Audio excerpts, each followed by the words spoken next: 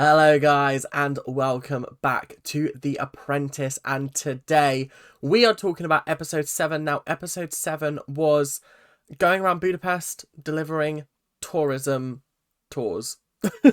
I guess is the best way to describe it. It was actually a very entertaining episode. There were some really good moments, and I gotta say I think this was the best effort from both teams that I've seen all series. It wasn't actually horrific for once. There were some kinks and problems that needed working out, but on the whole, actually, it worked out quite well for them, and I am actually really impressed with all of them. However, someone did need to go home, and I gotta say, I think it was the right person. But before we get into all of that, let's talk numbers. So we are currently, I think, 785 subscribers. We are 15 away from 800. Guys, you're getting me there before the middle of the month, which is absolutely crazy. So very well done on that.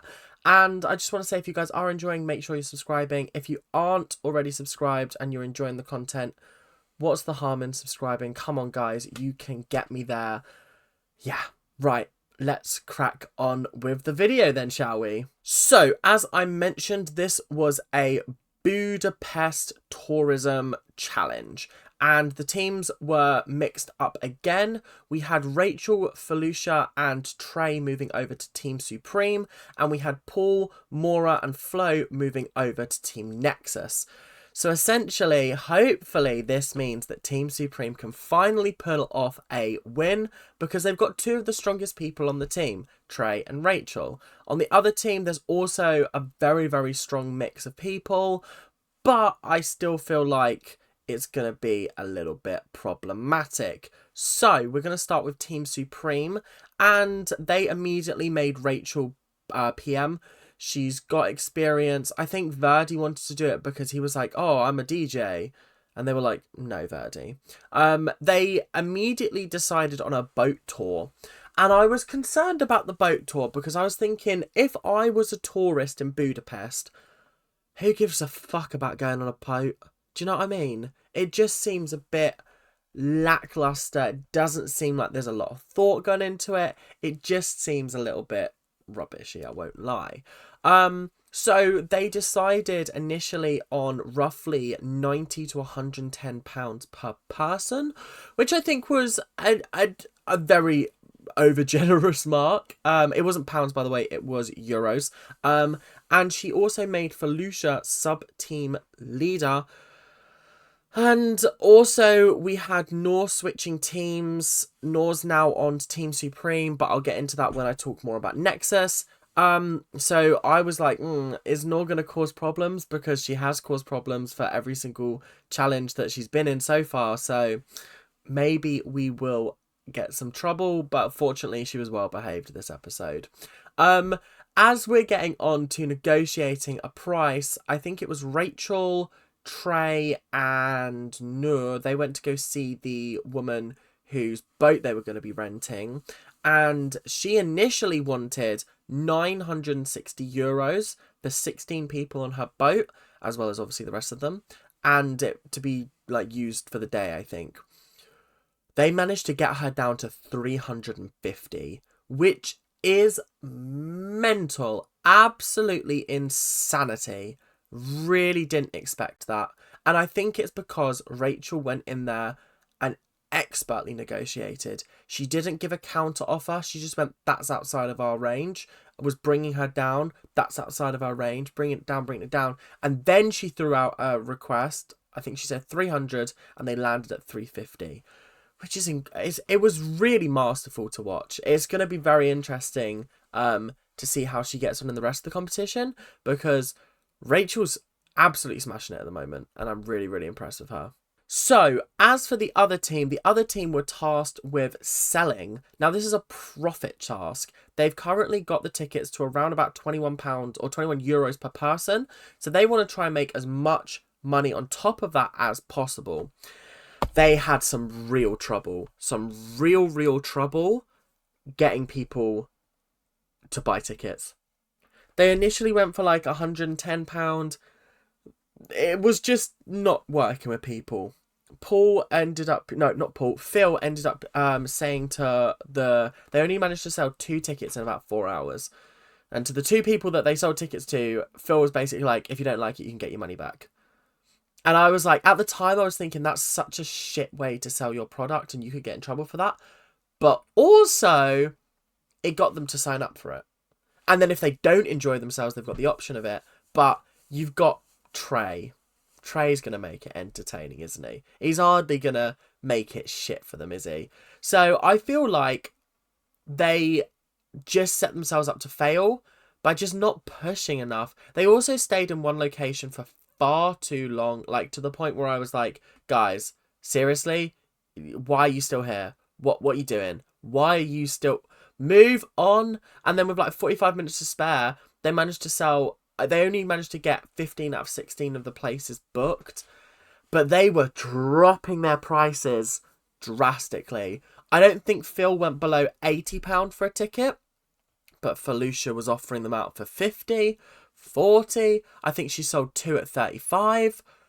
It was a shocking display of selling. It was embarrassing is what it was. I think the only one that can't walk away from that being just a little bit disgruntled is Phil, because he managed to sell the 2 at the start for 110, and then I think he sold 1 for 100, 1 for 90, 1 for 80, which, like, that's still big bucks. But when you're selling a ticket for 35 and you've paid £21 for that, you're only making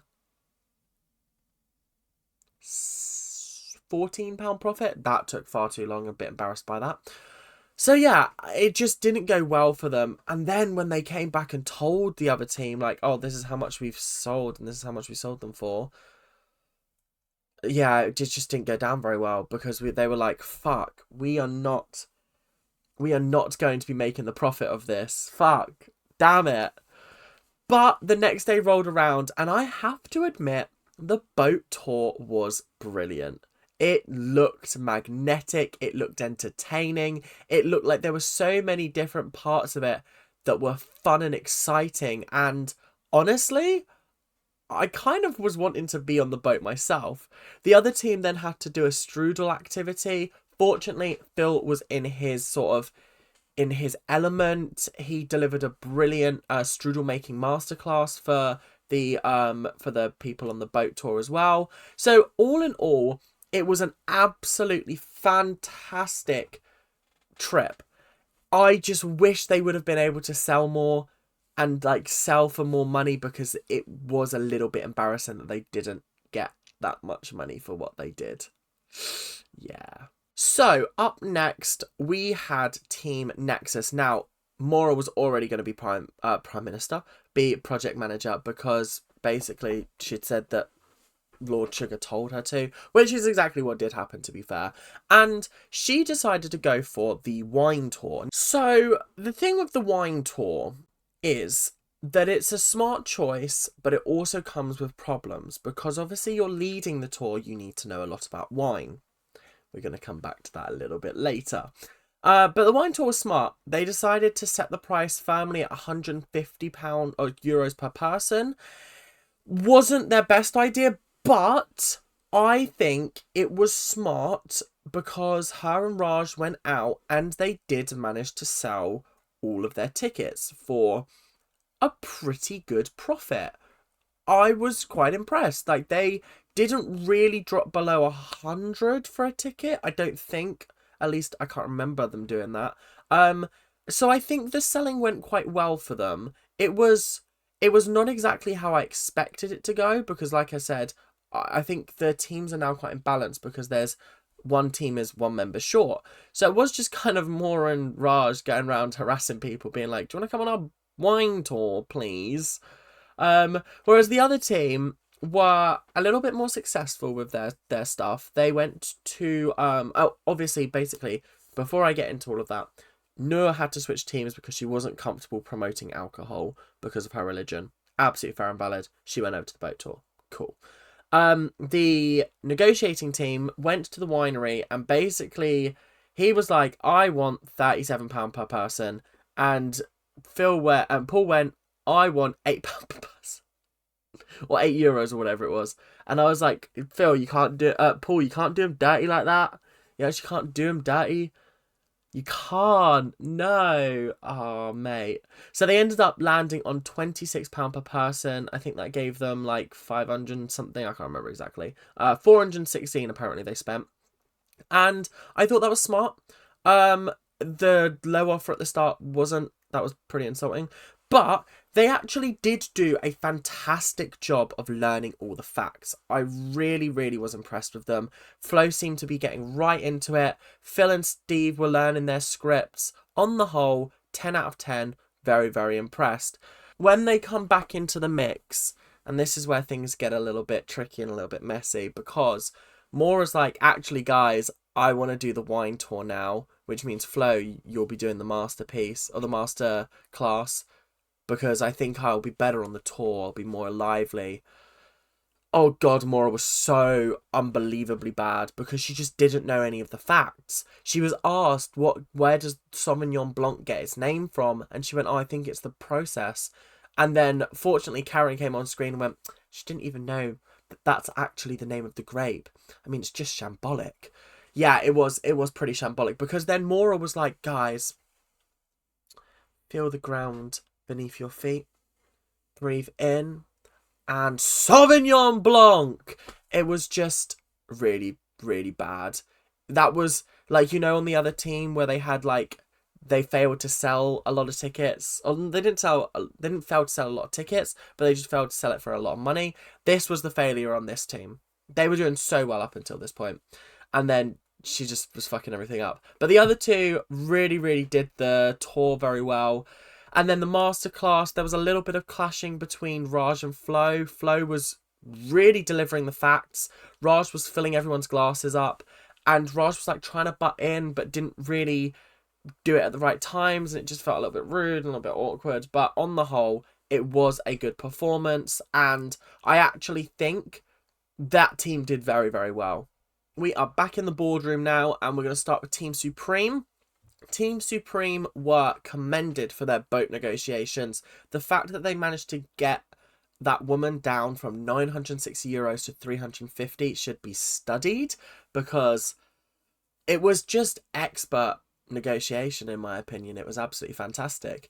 Then they got absolutely slated for the ticket sales. Phil very rightly pointed the blame at Felicia and Verdi. But it was just awkward. It really, really was. And then they were also commended for the fact that the strudel and the tour were actually really, really good. As for Team Nexus, there was a lot of questioning. Lord Sugar questioned why Paul decided to go £8 ahead at the start. That was a bad move, I think. And also Alan Sugar thought as well. Then he was questioning the decision to swap Maura and Flo, and Maura was like, actually, I stand by that decision. And I was sitting there thinking, why? And I think it was a conscious decision of, she knew that her and Raj doing the masterclass was gonna be shambolic, so putting Flo in the masterclass and putting her in the tour would give them a chance to... Flo would be able to deliver all of the facts that she needs to, because she's like an encyclopedia, and Maura would be able to deliver a lively tour. So I actually do understand the reasoning behind it. I just think it could have been handled a little bit better. And then last but not least, Flo was commended for her amazing facts and knowledge, and apparently the customers loved Raj pouring them big glasses of wine, which is the one thing about wine tasting, is I always want like a glass full, and they always give you like a quarter of a glass, and you're like, I've paid all this money and I don't even get a glass. Yeah, bit wrong there. But we are now on to the finances, I guess. Team Supreme, they spent £352, euros even. They made in profit €1,012.50. So that gave them a profit of £660.50 because there was no refunds. And that was the important part. Nobody refunded, which was really, really good. On the Nexus side, they spent €416, but they got an income of €1,586. So their profit was 1,170 because they also did not have any refunds. So once again, I feel like Team Supreme is absolutely cursed because Team Nexus have won yet again. It's proving more and more and more that I think it's a team curse because, like, you're swapping the teams constantly and nothing's changing on that side. Maybe it's Paul, maybe it's Phil and Verdi. Maybe it's just those two that are the problems at the moment. So obviously, came back to the boardroom. They were fighting it out, but effectively, the only blame that Rachel could throw out was to Verdi and Felucia. So both of those people, both of them were brought back into the workroom. Smart choice, I think, because I could not see Lord Sugar firing Rachel for this. In terms of, like, the challenge, they were quite successful. But in terms of winning the challenge against the other team, not so successful. They got no refunds, which is great. And like I said, the whole thing was to do a boat tour, and they did the boat tour very well. But it was the selling of the tickets that really hindered them. So it did come down to Felucia versus Verdi. And I think the only thing that saved Felucia was her performance in last week's challenge with the cereal, when she managed to get 200,000 sales. Yeah, that's the only thing that saved her. So unfortunately, after his 7th loss in a row, that's wild. Verdi has unfortunately been fired. I think he was an absolutely hilarious guy. Did I enjoy him on my screen? Absolutely. Was he a very, very good business person? Absolutely not. I cannot think of a single good, useful thing that he has done in the last 7 episodes. I'm really trying. I also can't remember some of the episodes. I actually just can't remember. The fact that he's lost every single challenge is mind-blowing to me. Mind-blowing. But that is all we've got time for today. Thank you guys very, very much for watching. I hope you guys enjoyed. Make sure to like, comment, and subscribe. Do all of that YouTube stuff that you guys do so well. And yeah, next episode is going to be an interesting one. This is the one I've heard the most about, and I'm very excited to watch it because I know how it ends. But yeah, it's gonna be a funny one, and that will probably be out later this week, I'd say, maybe into the weekend. But other than that, thank you guys very, very much for watching. I hope you guys enjoyed, and I will see you guys later. Keep on ranting. Bye now.